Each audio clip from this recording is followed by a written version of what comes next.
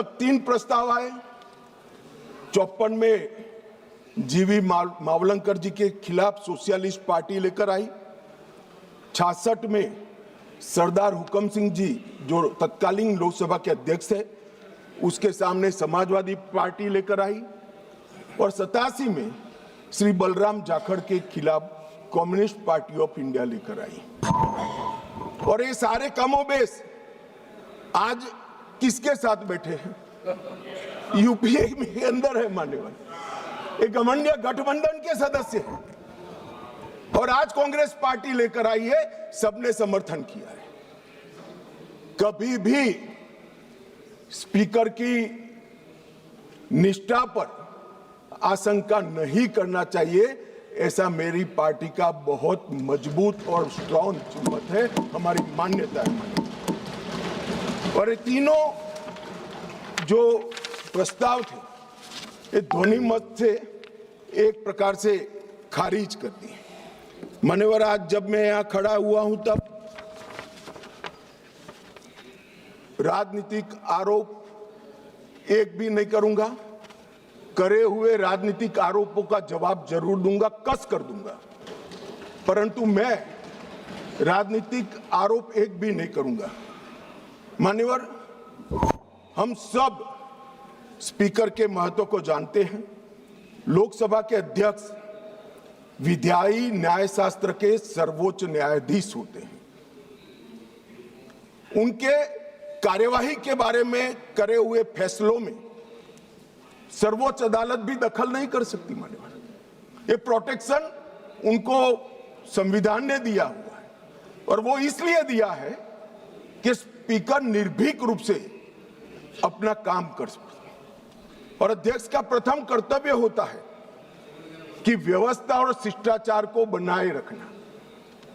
दूसरा कर्तव्य है सभी को मौका देना और न्यायपूर्ण व्यवहार करना।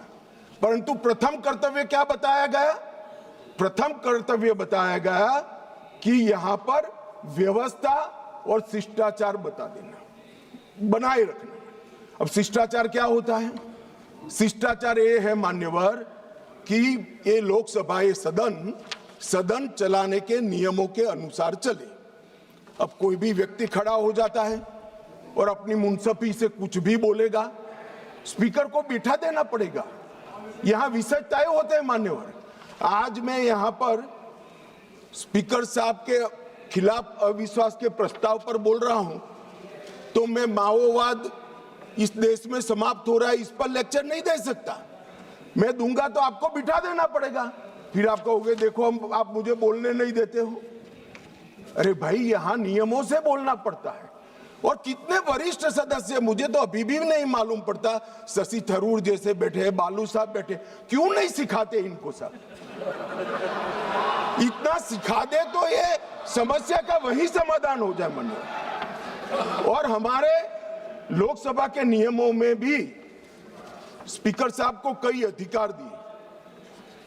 कोई भी सदस्य भाषण करता है तो स्पीकर साहब को एड्रेस कर करता है। स्पीकर के माध्यम से, लोकसभा अध्यक्ष के माध्यम से विपक्ष सत्ताधारी पक्ष को कुछ कह सकता है और स्पीकर साहब के माध्यम से सत्ताधारी पक्ष विपक्ष पर कुछ आरोप लगा सकता है। लोकसभा के नियम 351 में 374 अव्यवस्था, अनुशासनहीनता की स्थिति में स्पीकर को चेतावनी करने का अधिकार है, नामित करने का अधिकार है, निष्कासन करने का अधिकार है और निलंबित करने का भी अधिकार है। मुझे बताइए साहब, सभी सदस्य इस बात पर सहमति व्यक्त करेंगे कि वेल में आकर कागज फाड़कर स्पीकर की चेयर पर फेंकना आप असहाय बना देना चाहते हो स्पीकर साहब को? किस प्रकार से सदन चलाएंगे? सदन किस प्रकार से चलाएंगे? टेबल पर नाचते हैं। मैं समझ रहा हूं साहब, किसी के एडवाइजर एक्टिविस्ट हो सकते हैं, किसी के एडवाइजर आंदोलनकारी हो सकते हैं, मगर आंदोलन और एक्टिविस्ट को सदन में सदन के नियमों के अनुसार ही चलना पड़ेगा, क्योंकि यहां पर नियम बनाए गए। नियम 375 के तहत गंभीर अव्यवस्था की स्थिति में सदन को स्थगित करना होता है। मान्यवर, आप किसी को बोलने ही नहीं दोगे। कितने भी बड़े महत्वपूर्ण मुद्दे हो, खड़े होकर आप विरोध करते रहोगे और प्रधानमंत्री जी की चेयर तक सारे महिला सांसद एकत्रित होकर आ जाएंगे।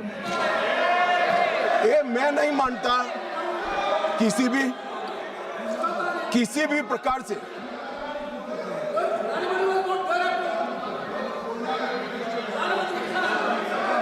प्रधानमंत्री की चेयर होती है भाई। मान्यवर, इसीलिए 375 का प्रावधान की शक्तियां स्पीकर साहब को। अब किसी सदस्य ने कहा कि हमारा बोला हुआ काट दिया जाता है।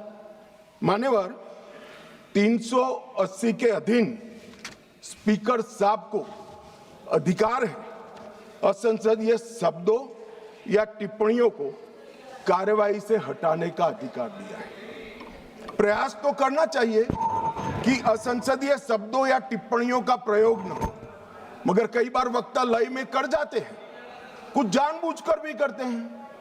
मगर लय में की हुई असंसदीय टिप्पणियां संसद के इतिहास में रखनी चाहिए क्या? कोई नहीं कहेगा रखनी चाहिए। असंसदीय टिप्पणियां संसद के इतिहास में रखने से आने वाले दिन के सांसद भी यही संस्कार लेकर जाएंगे। जब व्यवधान आता है और हटा दिया जाता है तो वो अपने आप, मैंने भी पढ़ा है विधानसभा में जब पहली बार विधायक बना कि क्या हटा दिया, तो मालूम पड़ता है कि ये शब्द हटा दिया जो असंसदीय है, मुझे नहीं बोलना है। मगर यहां तो आग्रह है कि हम कोई भी भाषा का प्रयोग करें, इसको रखने दीजिए। ऐसे सदन नहीं चलता। ये सदन के असंसदीय शब्दों का लिस्ट कोई एक कार्यकाल में नहीं बना है मान्यवर। असंसदीय शब्दों का लिस्ट जब से सदन का अस्तित्व आया तब से लेकर आज तक इस उच्च शासन पर बैठे हुए अनेक महानुभावों के बनाते बनाते बना है, और वो सबको बाध्यकारी, हमें भी है और विपक्ष को भी है। अगर आप कहते हैं कि सदन चलाने के नियम और असंसदीय शब्दों का लिस्ट हमें बाध्यकारी नहीं है, तो ऐसा नहीं होगा।